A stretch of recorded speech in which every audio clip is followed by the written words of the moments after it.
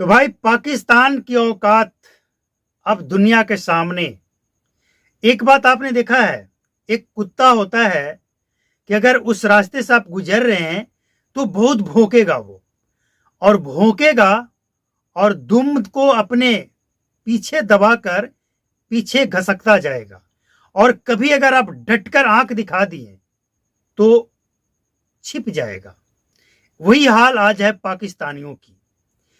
आज वो चिल्ला चिल्ला कर मीडिया के सामने बता रहा है कि हमारे पास परमाणु बम है, ये बम है, वो बम है, भारत को हम ये कर देंगे, वो कर देंगे। अरे क्या कर दोगे या नहीं कर दोगे, ये सुनता कौन है तुम्हारी? जो मुस्लिम कंट्री है वो पाकिस्तानियों की बात सुनता है? कोई पाकिस्तानियों को कोई तवज्जो देता है? कहता है कि ये साले भिखारी हैं, ये मत आओ। बैन कर रखा है, मुस्लिम कंट्री ने पाकिस्तानियों को बैन कर रखा है कि मेरे यहां मत आओ। साले ये आएंगे या तो भीख मांगेंगे या जेब काटेंगे। साले ये भिखारी जेब कतरे हैं ये, और कुछ नहीं है। लेकिन इसके बाद भी ये सेखी बघार रहा है साले। धमकी, पानी बंद होने जा रहा है, बिल्कुल एक बूंद पानी नहीं जाएगा, बस थोड़ा सा इंतजार कर लो। एक बूंद पानी के लिए तरसोगे। ये जो 1920 सितंबर 1960 को 19 सितंबर 1960 को नेहरू जी के नेतृत्व में ये जो सिंधु जल संधि हुआ था, इसको लेकर पीएम मोदी ने स्पष्ट कर दिया कि हम इसे तोड़ते, इसे खारिज करते हैं। और सबसे बड़ी बात, जम्मू कश्मीर के मुख्यमंत्री, उन्होंने भी सपोर्ट कर दिया है कि जम्मू कश्मीर का कोई भी नागरिक ये पानी पाकिस्तान जाए, इसका समर्थन नहीं करता है। क्यों दें हम पानी? जो हमारे लोगों को चिन्हित करके चुन चुन के मारता है, हम उसे पानी दे क्यों? अब ये क्या धमकी दे रहा है पाकिस्तान?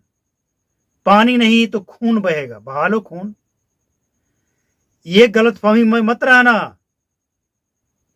और जो कुछ भी हुआ है ना पहलगांव में, ये सिर्फ इसलिए हुआ है कि उस इलाके की जानकारी प्रशासन को नहीं था कि इतने सैलानी वहां पहुंच गए।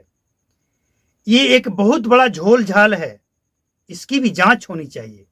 मतलब जो घोड़े चलाने वाले और जो सैलानियों को गाइड करने वाले होते हैं, उन लोगों ने बिना पैसे लिए, कम पैसा लेकर लोगों को बहला फुसलाकर उस जगह पे ले गया। लोग इकट्ठे हुए और इसके बाद ये सारा कांड हुआ है। प्रशासन को इसकी जानकारी ही नहीं था कि इतने लोग वहां पे जा रहे हैं। जो लोग आज ये सवाल उठा रहे हैं ना कि प्रशासन वहां क्यों नहीं था, प्रशासन को क्यों नहीं रखा गया, प्रशासन को जानकारी ही नहीं दिया गया कि इतने सैलानी इस जगह पे जा रहे हैं, नहीं जानकारी थी। और ये काम होटल के मालिकों ने और कुछ गाइड ने किया है, यानी सबकी मिली भगत है। अब एक बात और हैरान करने वाली सामने आई है राहुल गांधी की। एक मुसलमान जम्मू कश्मीर में, हालांकि वो मारा गया हिंदुओं को बचाने के लिए, सबको दुख है इस बात का, लेकिन एक मुसलमान अगर जम्मू कश्मीर में मारा जाता है तो राहुल गांधी उसके घर उससे मिलने जाते हैं। बहुत अच्छी बात है, आप जरूर जाइए, आप मिलिए। हो सके तो उस परिवार को आप सहायता दीजिए, सहायता राशि दीजिए अपने फंड से, कोई एतराज नहीं है। लेकिन उस परिवार के अलावे और भी परिवार जो सिख हैं, ईसाई हैं, हिंदू हैं, उनके साथ भी वही हुआ है, उनसे भी मिल लेते। ये भेदभाव क्यों? चलिए, देश के लोगों को नजर सब पे होनी चाहिए और सब कुछ दिखनी चाहिए। पानी बंद करने का फैसला भारत सरकार का सही है या गलत है? भारत के लोग आज इतने गुस्से में हैं कि भारत के लोगों का अगर वश चले तो पाकिस्तान के पानी ही नहीं, हवा के रुख को भी बंद कर दें कि पाकिस्तान की तरफ कोई हवा ही नहीं जाए। इतने गुस्से में हैं लोग। सवाल ये नहीं है कि आतंकी पाकिस्तान से आते हैं और कश्मीर में आकर भारतीयों को मारते हैं।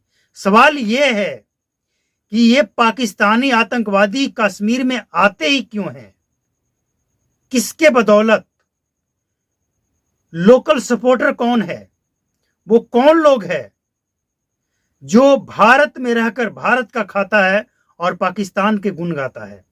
जम्मू कश्मीर में बहुत कम समय में बहुत तेजी से वहां का जो ये पर्यटक कारोबार जिसे कहा जाता है, एक पर्यटक कारोबार इतनी तेजी से फल फूल रहा था, यही चीज कुछ लोगों को रास नहीं आया और उन्हीं लोगों ने साजिशन ये कांड करवाया है।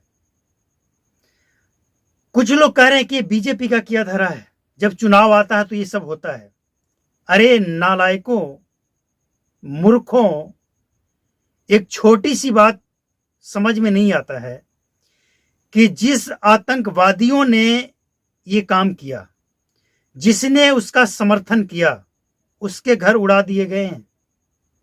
अगर ये बीजेपी का किया धरा होता तो बीजेपी उसको सपोर्ट करके उसको बचाती, लेकिन बीजेपी ने उसका घर उड़ा दिया आर्मी के द्वारा। और सिर्फ हिंदुओं को टारगेट नहीं किया जाता, क्यों? और जिस तरह से महिलाएं रो रो कर कह रही है कि हमें सिर्फ, हमारे परिवार को सिर्फ इसलिए गोली मार दिया गया कि कलमा पढ़ना नहीं आता है, हम हिंदू हैं, और इसके बाद भी ये लोग क्या कह रहे हैं। शत्रुघ्न सिन्हा, शर्म आनी चाहिए। लेकिन शर्म क्यों आएगी? जिसका दामाद खुद ही उसी लाइन का हो, उसे शर्म क्यों आएगी? कहा जा रहा है कि इसमें हिंदू मुसलमान का क्या बात है। अरे दोगले, ये पूछकर गोली मारा गया है कि तुम हिंदू हो या मुसलमान हो, कलमा पढ़ना आता है या नहीं आता है, और इसके बाद ही पूछ रहे हो कि हिंदू मुसलमान की क्या बात है। शर्म नहीं आती? ऐसे दोगले जब तक भारत में रहेंगे, भारत में इस तरह के कांड होते रहेगा। सरकार क्या करे? जिस इलाके से घुसपैठ हुआ है वो घनघोर जंगल इलाका है, वहां से एंट्री होना बहुत मुश्किल है, लेकिन इसके बावजूद एंट्री होता है। लेकिन सच ये भी है, इस बात से भी इनकार नहीं किया जा सकता है कि कहीं ना कहीं इसमें जो खुफिया एजेंसी होता है, जो गुप्तचर होता है सरकार का, सेना का, वो फेलियर है। क्यों नहीं पता चला? कैसे भारत के अंदर एंट्री कर जाता है? और हैरान करने वाली बात यह है कि मारने के बाद वो जीवित निकल भी जाता है। पुलिस के आते आते वो निकल चुका होता है। यह भी हैरान करने वाली बात है।